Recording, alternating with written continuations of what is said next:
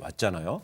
그런 가운데 이제 민주당이 어제 이제 자유한국당을 향해서 이런 말을 했습니다. 마지막 제안이라고 하면서 이 필리버스터 철회를 요구했지만 한국당에서는 여전히 절대 불가 입장이고 이런 상황인데 이인영 원내대표가 이랬지 않습니까? 한국당의 필리버스터를 두고서 이 주호영 의원이 기획하고 나경원 원내대표를 거쳐서 황 대표의 재가로 시행됐다 이렇게 말했는데 이런 상황이 되면은 결국 나경원 원내대표가 좀 보기에 따라서는 다 떠안는 책임을 떠안는 아니요, 상황으로 볼 수 없을까요? 저는 그렇게 보지를 않는 게요. 지금 우리가 이걸 봐야 됩니다. 자, 나경원 원내대표가 왜 받아들였을까? 결국은 만약에 거기서 도전해서 원내대표 그러니까 임기 연장에 대한 어떤 의총에서 그러니까 중의를 묻는 것으로 갔다 하더라도 승산이 없으니까 결국은 포기했다고 본다면 다수의 의원들은 이미 황교안 어떤 대표의 품에 뛰어드는 사람들이다. 이렇게 전제를 하고 그래서 새 원내대표는 결국은 황교안 대표가 점지하는 사람이 될 가능성이 높다고 본다면 새 원내대표가 민주당하고 협상에 나서는데요. 결국 그 새 원내대표의 협상의 어떤 여지는 황교안 대표의 의중에 달렸는데 두 가지 환기해드리겠습니다.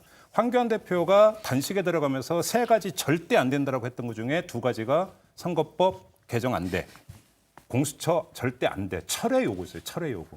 거기에다가 두 번째, 황교안 대표는 검사 출신입니다. 그러면서 공수처 안에 대해서도 아주 초강경 입장인 것으로 알고 있어요.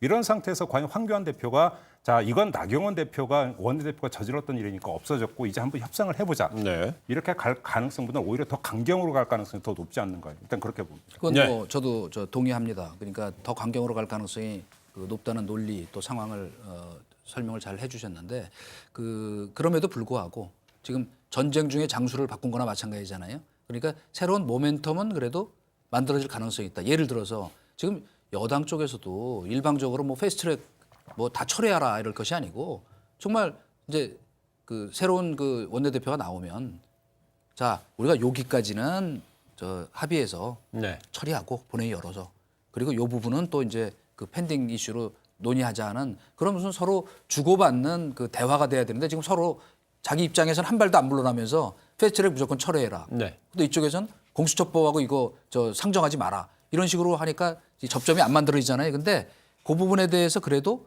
한번 새로 대화할 만한 모멘텀은 만들어지니까 그런 점에서는 조금 그래도 한 10%, 20%더 확률을 갖고 한번 지켜보자. 제가 이 원내대표 이 문제가 그러니까 전격적으로 결정되기 직전까지 들었던 이야기에 따르면 선거법과 공수처 안에 대해서 상당한 의견 접근을 이뤘고 4+1 테이블에서는 그다음에 한국당 같은 경우도 비박 의원들 중심으로 이 정도라면 한번 해볼 수 있지 않는가라고는 고개 끄덕이는 분위기가 꽤 많이 연출이 됐던 걸로 저는 들었었는데 그랬다가 어제 이 문제가 지금 발생이 된 거거든요.